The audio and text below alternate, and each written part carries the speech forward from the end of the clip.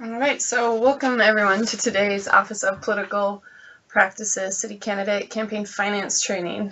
We're joined today by Jeff Mangan, Kim Trujillo, and Katie Beal. We're all at the Office of Political Practices and here to support you with all your campaign finance questions and with all your reports. So all material from today's training will be posted on the COPP's website and on our social media. So we'll be sending out some emails with all these resources for you, so stay tuned.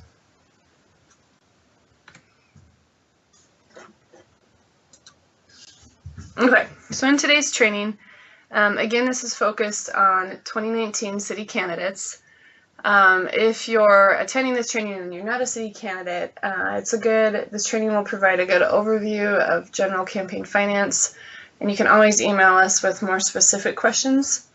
And that email is at the bottom of the slide under the picture of the Capitol at cpphelp@mt.gov. So for city candidates today, this training will cover the legal requirements for all city candidates, all the forms and reporting dates that you'll need to be familiar with. And then we'll cover the basics of campaign finance. Specifically, we're going to dive into contributions, expenditures, and debts. Then after that, we'll review the campaign finance review process, which is basically answers the question of what happens once you file a finance report. Then we'll cover some tips, resources, and if time allows, we'll field any questions that you all have.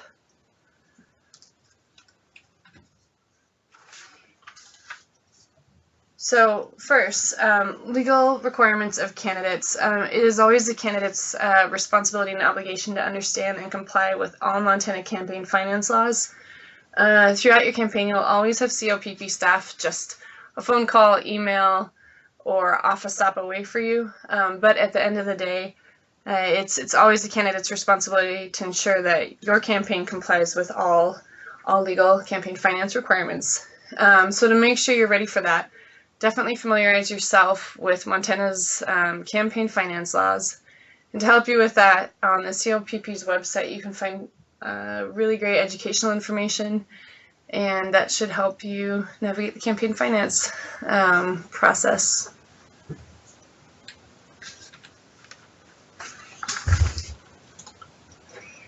Okay, so first, as a city candidate, there's 3 forms you'll need to become familiar with. If you're in this training, you've already filed a C1A statement of candidate. And so this was a form where you said you entered in all your contact information, your banking information for your campaign account, and then the information of your treasurer and or your deputy treasurer. Now with the C1A, if any of your information changes, let's say you update your email address, you change bank accounts, you get a new treasurer, or your treasurer's contact information changes, if any of the information you entered changes, you have 5 days to go back in and update that information and then resubmit your C1A to the Office of Political Practices. Remember, if you registered as a B candidate, or stating that you were not going to raise or spend more than $500, that's fine. But if you reach that threshold of contributions or expenditures of $500, it's your responsibility to change your C1A and your reporting status to C candidate. Let our office know through a new, an amended C1A form, because you will be required to file campaign finance reports. So keep that in mind. Mm-hmm. And segue into that, for campaign finance reports, you'll be filing C5s, and we'll go through that much more in depth in the upcoming slides about what is a C5 and what do you need to report and how do you need to report. And then the third form you'll be working with for some of you is a C7, and the C7 is a notice of pre-election contributions. And so this is a form that must be filed if you receive a contribution of $100 or more in the 17 days leading up to an election and including the date of the election. So if you advance all the way to the general and you have a primary, you'll have 2 C7 periods where the 17 days again preceding that election, you'll need to keep track and report all $100 or more contributions within 48 hours. And so with these reports, you'll have a few specific dates you need to keep on your radar. And this slide covers all of them. Now, as you can see, you've got quite a few report dates, and in that C7 period you'll need to keep in mind. But to help you with that, if you navigate to the Office of Political Practices website, and as you can see by the thick green circle, we have a reporting calendars page.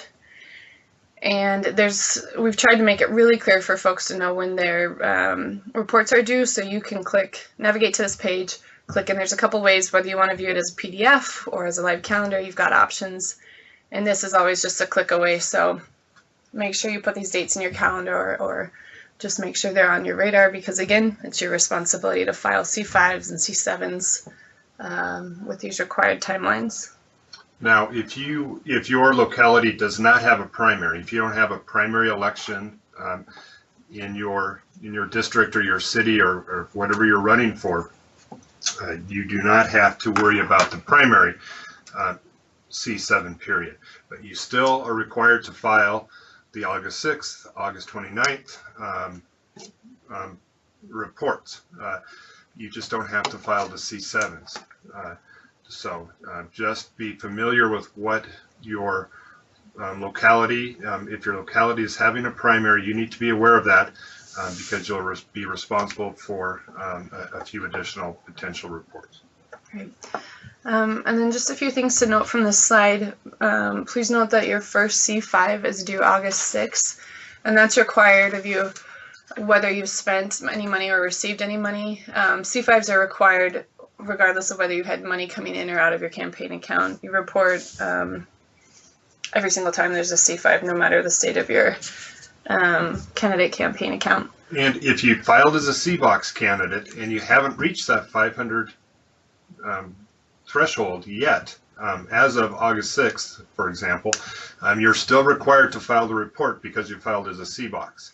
So just don't be thinking because you haven't reached $500 you're not required to report yet. You're still required to report if you filed as a C-Box candidate. Great. Any questions, give our office a call. It's a little confusing, I know. Okay. And now we're going to cover what must be disclosed in your C5 campaign finance report. All candidates have a role in promoting confidence, transparency, and accountability in our election process. The reason Montana has some very strong campaign finance laws, and they're not for my benefit or Katie's benefit or Kim's benefit, they're for the benefit of the people of the state of Montana. Simply, they allow the citizens to see what a candidate is spending in an election from the moment the candidate files for election to election day. It also allows a candidate or a citizen of the state of Montana to see who is providing money to that candidate's campaign. All generally in real time up to the date of the elections. The reason we have C7s, for example, is because the report it would cover would be after the election, and C7s allow the citizens to see who's giving to a specific campaign prior to the election. So there's a really good reason we do this. The people of the state of Montana come to expect it. We're here to help you report correctly. Mm-hmm. And so when we talk about campaign finance today, specifically we'll cover contributions, expenditures, and debts. So first with contributions, legally, according to the Montana Code Annotated, a contribution is a distribution of money or anything of value to support or oppose a candidate or ballot issue. So contributions can come from individuals, committees, or other entities, basically anyone or anything that provides campaign with money or goods or services of value for free or at a reduced rate in an effort to support your candidacy. Anything that meets that definition, that's a contribution. So it can be monetary in nature, and a contribution can also be non-monetary.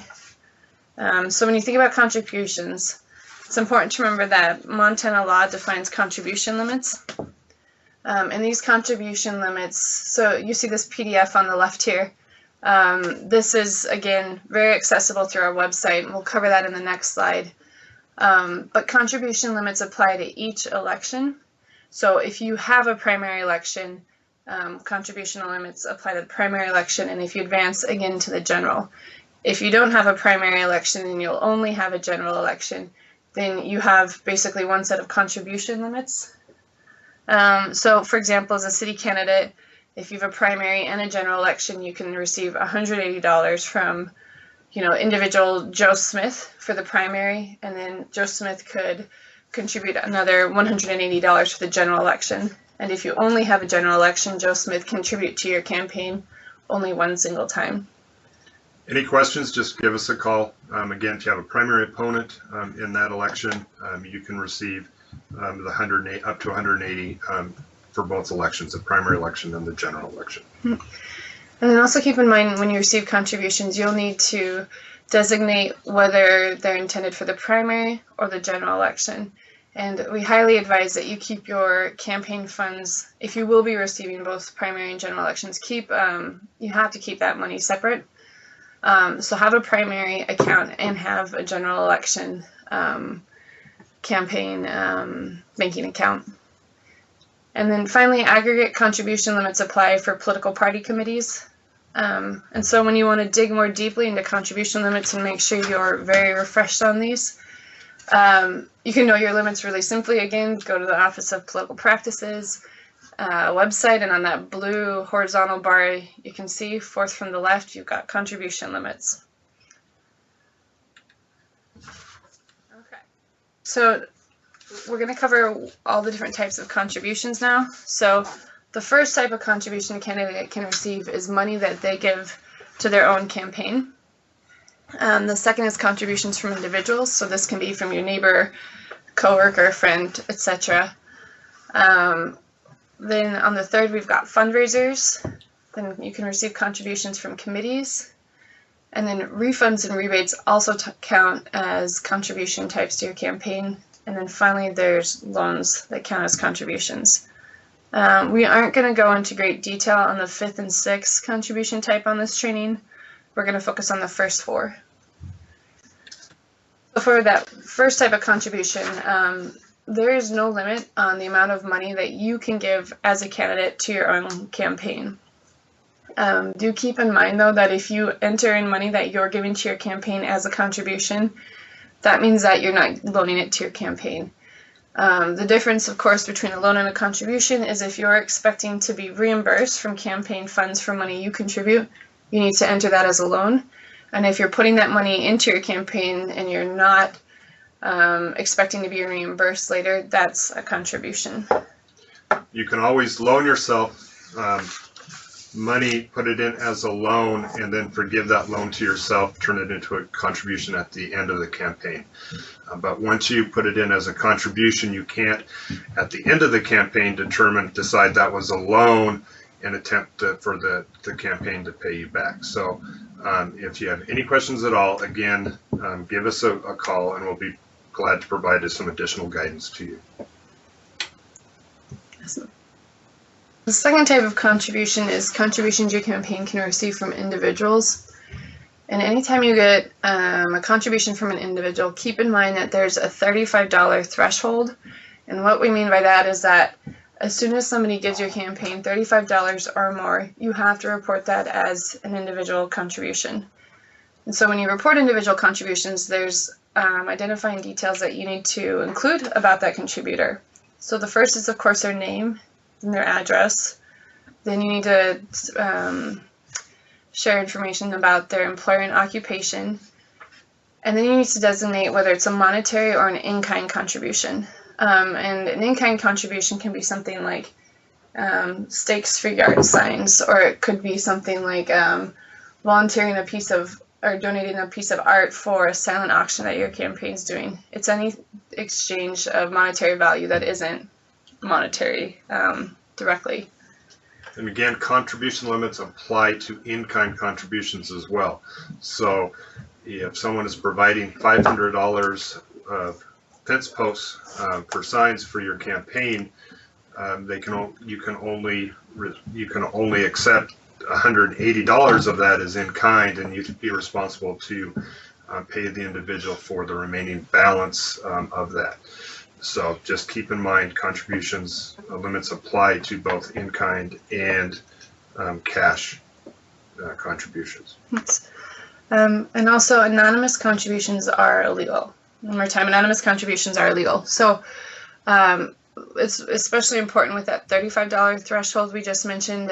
If you're getting contributions from somebody and it's less than $35, you need to be tracking who is giving you that money. So if you're selling raffle tickets for $10, you need to track who is buying those raffle tickets, because if somebody buys a $10 raffle ticket and then they give your campaign a $30 contribution as a check, well, they've donated or they've contributed $40 to your campaign and they've now passed the threshold, and you need to disclose that in a C5 that you've got an individual contribution from this person.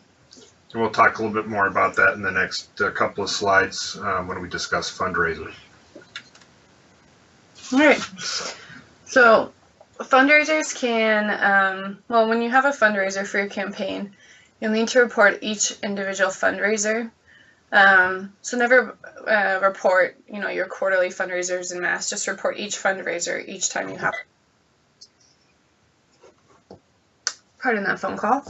And so when you report a fundraiser, the details you need to include is an event description. So let us know, was it a raffle, a pass the hat, a silent auction, a spaghetti feed?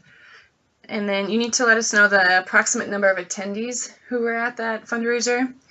And then if this is relevant, let us know the number of tickets that were sold and then the total amount raised.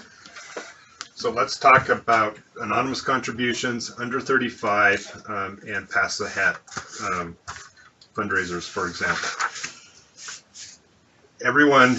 Generally everyone has some type of pass the hat event.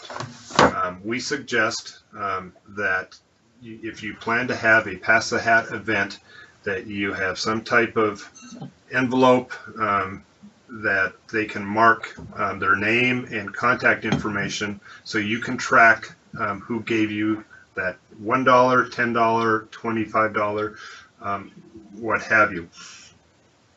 Again, you don't have to report it in the over 35 category, but it's your responsibility to keep track of all of those under 35 categories. So if you have a pass the hat and you have 10 people at your fundraiser, and you mass report $500 from that pass the hat, and we're only 10 people there, math comes out to $50 a person, which may trigger a question from us as to how did 10 people give you $500? So again, that's the reason you need to have good records, who's giving you money, even if it's under 35. So if they do pass that $35 threshold eventually, you can report it correctly. If you don't know who gave you that money, we consider it anonymous, and we would ask you to donate that anonymous contribution to a nonprofit charity. Great. And then if you're looking for a really great resource to track your under $35 contributions, CERS, which is it's the database where candidates can electronically file C5s and C1As and all other campaign finance reports. CERS is really nifty because it can cumulatively track the amount of contributions that an individual or any other entity has given to your campaign. So it's a great idea to enter in if you choose to use CERS. All contribution information, and CERS will track it for you. Up next, we're going to cover contributions from committees. And so when you receive a contribution from a committee, you need to first report the date of the contribution, and that's the date the contribution is received by your campaign. It's not the date that it's necessarily put into your campaign finance bank account. And then you need to report the committee type, whether it's a political party committee, an independent committee, an incidental committee, etc. Again, you need to report whether it was a monetary or in-kind contribution. And keep in mind that, of course, like with all contribution limits apply for committee contributions.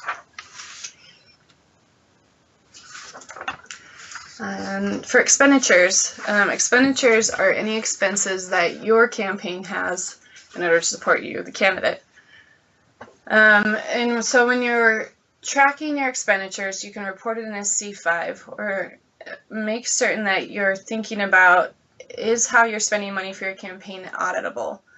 And so what we mean by that is that any expense needs to be paid by a check, debit card, a wire transfer, or any other electronic means that can clearly identify the person who received the payment from your campaign and the date of the payment. So we strongly advise that you do not use petty cash. As of October 1st, 2019, petty cash is no longer allowed for candidates. So again, best practices, just don't use petty cash. And if you have in the past, get away from doing that as soon as possible, because you can't in October. So when you report an expense, you need to disclose whether the expense went to support your primary or your general campaign, the date the payment was made for the expense, and then a description of the expense. So remember too that when you report an expense, you're also making it very transparent to the public about what your campaign is spending money on. So when you report an expense, you'll say things like 50 Vote for Jane t-shirts, or gasoline for a drive from Billings to Helena, X amount of miles, and you are going for this convention. So you want to make sure that when you're reporting, you're including a high level of detail so members of the public can understand what you're spending money on. And you're going to report the expense within the period that the expenditure was incurred. We'll talk about that a little bit more in debts, but you cannot wait, for example, to the end of the election to report all of your expenditures. So within the reporting period, you will be reporting all of your contributions during that reporting period, as well as all of your expenditures or incurred debts, which we'll talk about here in a few minutes. We're going to do a deep dive into one of the most commonly confusing expenditure errors we see with candidates, and that's reporting paid communications. So anytime you have a candidate, as a candidate, you have an ad, how do you report it? So on this side, you can see we've got these three boxes: platform, quantities, and subject matter. So anytime you have a paid material you're putting out, whether it's a flyer, a Google ad, a Pandora ad, a Facebook boosted post, you need to report the platform, quantities, and subject matter in the purpose description of the expenditure. So when we say platform, we're talking about the medium where the ad occurred. So it could be Facebook, it could be a yard sign, it could be a billboard. If you run an ad in your local, let's say the Helena IR newspaper, then the platform is the IR. Quantities, there's two ways to think about quantities. If it's a physical material, like a flyer or a billboard or yard signs, we need to know the quantity that was created for your campaign. So it could be 500 yard signs or 2 billboards. If it's a digital ad, then we need to know the length that the ad ran. So for example, if it's a radio, we need to know that the ad ran from July 31st through August 15th. Or if you boosted a Facebook post, we want to know that it ran from August 15th to August 30th. And then the subject matter is, what did your ad actually talk about? Did you discuss your agricultural policy? Did you discuss your plans for education? Include the subject matter. Again, if we go back to the beginning of the reason we have campaign finance laws, it's very apparent why we have detail in reporting such communications. Every election cycle, citizens will be receiving 3 or 4, or in some cases, many more flyers, for example, in their mail from the same candidate. And detailed reporting requirements allow an individual to distinguish between the material they received in August versus the material they received in October, for example. And that's the reason for the subject matter requirement. So if you have 500 flyers, subject matter, economic development, 500 flyers, subject matter, general biography, that should be enough for a citizen to distinguish amongst both flyers, and they can say, oh, this one costs this amount, this one costs this amount, and they understand it. Where they wouldn't be able to find that information if you just placed in a reporting, $2,000 for printing. $2,000 for printing does not provide the citizen any information at all as to what they are looking at, whereas specifying quantity, subject matter, and platform does. And while we're discussing campaign ads, we're going to briefly cover attribution. And attribution is a paid for by information that's required anytime your campaign puts out any paid materials. So anytime you put out, again, a billboard, yard signs, t-shirt, or anything that's supporting your campaign, so this could be as simple as a keychain saying vote for Johnson, you need to include attribution information, and that information needs to identify the name and mailing address of the entity that paid for the communication, and it also needs to include if you have a political... if you're in a race that has a political, that isn't nonpartisan, it's a partisan race, you're required to identify the party. Most local city elections that we're in now are nonpartisan, so you don't have to worry about that. But if you are in one that is partisan, it is a requirement. And then if your material is too small to include attribution information, you have to file it with the Office of Political Practices. And when you file it, you need to include all that attribution information, and then we will publish it on our website. So and a copy of whatever the material is, whether it's a photo of the pencil that you're handing out, or a picture of the banner ad that's going to run at the, at the bottom of a mobile ad, for example. We'll determine whether or not the material is too small, and either accept it or ask that you place the attribution on the material if we think that you can. All right, and then up next for contributions, we're going to cover debts. And as Jeff has mentioned, just like with a contribution or an expenditure, a debt and a loan must be reported within the same level, it must be reported at the same date that it was received, so within that same reporting period. If you have a debt or a loan you take on as a candidate, it has to be reported in that reporting period for a C5 report. So if you have incurred an expense, and still Montana, there's still folks that extend folks credit, particularly in small towns, and they say, "Don't worry, Bob, we're not going to send you an invoice till the end of the month." And that falls outside the reporting period. It's still your responsibility to report the incurrence of the expenditure, reported as a debt that it incurred on August 2nd, and then you'll show the payment history later. But you cannot wait till the end of the month, till the invoice comes, to report the expense. The same with a loan. If someone wants to loan you money for your campaign, just remember that campaign finance limits apply. So they can loan you up to $180 for your campaign in each election, but that's it. A spouse cannot loan you more than the 180, or family member. It applies to everyone, except for yourself. You can loan yourself any amount of money. Just report it as a loan if you want to get paid back with campaign funds at the end of the campaign. All right, so now that we've covered the basics of campaign finance, which will help you when you file your C5 campaign finance reports, we're going to cover what happens next in that process. So as a candidate, once you filed a C5, the Office of Political Practices reviews all reports that are filed, and then once we've had time to review it and take notes of anything that needs more detail or requires your attention, we'll send you an inspection report.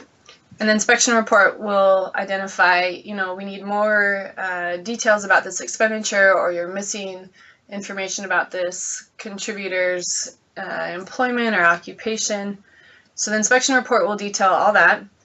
And throughout your campaign, you'll file multiple C5 reports, so you'll get multiple inspection reports.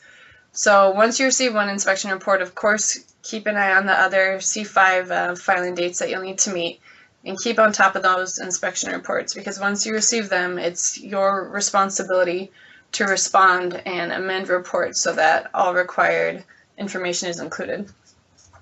So the next step is, once your campaign concludes, and once you've closed out your campaign, which means that you're no longer receiving contributions, no longer making expenses, and that all outstanding debts or loans are paid, then the COPP will follow up with you with an inclusive exam. And this exam will then go back and audit all those inspection reports we've sent and any amended C5s you followed up with, and we'll make sure that any outstanding issues from over the course of your campaign are entirely wrapped up, and that all details that you needed to disclose in a C5 or C7 have been shared, so it's very clear for the public.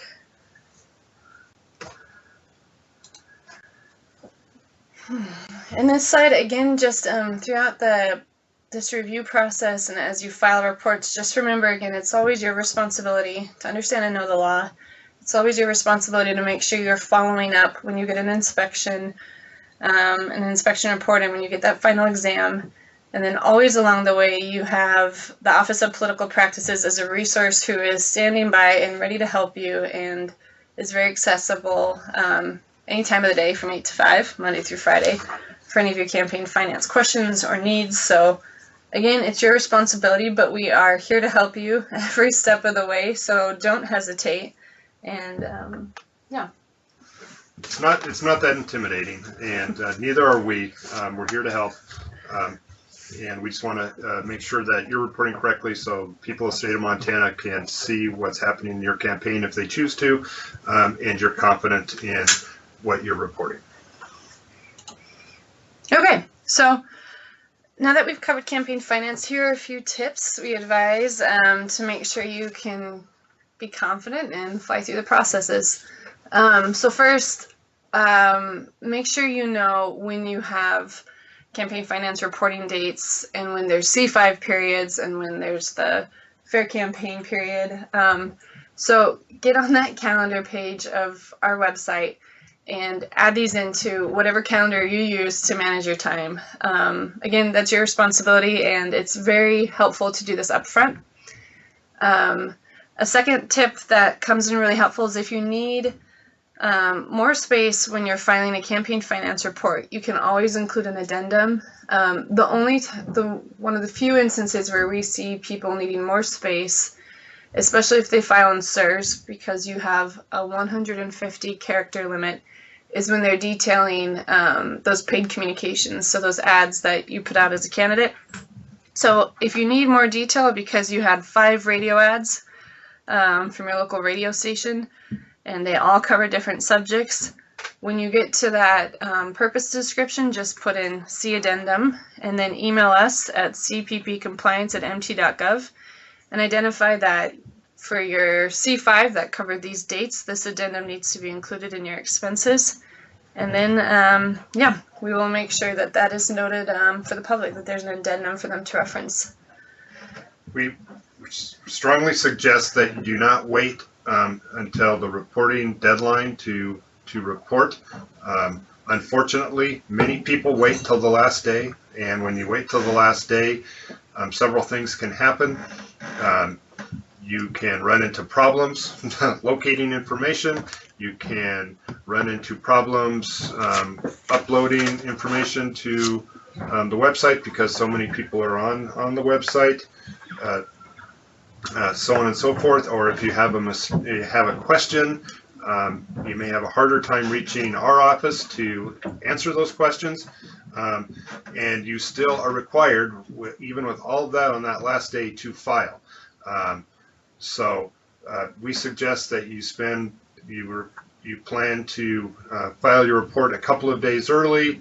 That way you're safe. There's plenty of time to ask us questions, and you can feel confident with what you reported. And if there was an issue, you still have a couple of days to go in and amend it if you need to prior to the filing date. So just plan to file early and make keep everybody happy, including my staff. And read your inspection reports. The staff spend a lot of time doing a cursory review, but we're looking for certain things, common mistakes. So if you get an inspection report and it says that you may want to take a look at updating a specific section of your report, go in, follow the recommendations of the CPP staff. It will help you in the long run, particularly if someone decides to file a complaint against your campaign or your candidacy, or if you choose to ignore an important inspection report note. You also risk notice of non-compliance from my office, and that's something you don't want to have to deal with either. So just make sure you read them, go in and make the changes as necessary, and all should be good. Right. And then a great way to stay in touch for just tips and report reminders is to follow us on social media. And then, of course, anytime you need, contact our office for any questions anytime during regular business hours. And we've got 2 more slides. So this last slide is just a way to remind you of all the resources you have available to you to help you and make sure you can confidently comply. So this picture on the left is of the Office of Political Practices website. From that blue horizontal bar, you can see we've highlighted forms, which is the C1A, the C5, the C7. Any type of report you might need to file is on that page. Then you've got the reporting calendars page, contribution limits page. There's an About Us page if you want to just understand more the role of our office. And then a really, really significant page for you to get familiar with is the candidate and committee information page, which is the one with the capital on it in the upper left on our homepage. And so on that page you can find information like a frequently asked question for 2019 city candidates and the all-important accounting and reporting manual for candidates and treasurers. You can see a screenshot of that on the right. So do yourself a favor, just report electronically, go in and use the CERS system. Everybody will be required to report electronically after this last legislative session soon, so you might as well get a jump on it and dive right into the electronic reporting. Again, we're here to help with that process. And we have a guide that'll walk you through step-by-step how to file in CERS, so you will thrive. Finally, again, just to hit this home, call us when you have questions.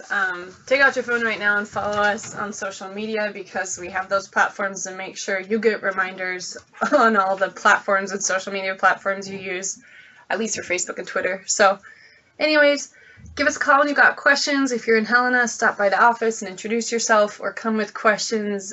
We can always meet with you one-on-one. Just, we're here for you. So good luck with your campaigns, and thank you for running. Yep, thank you for running. Thank you for being part of our democracy, and let us know if you have any questions. Thank you. Thanks.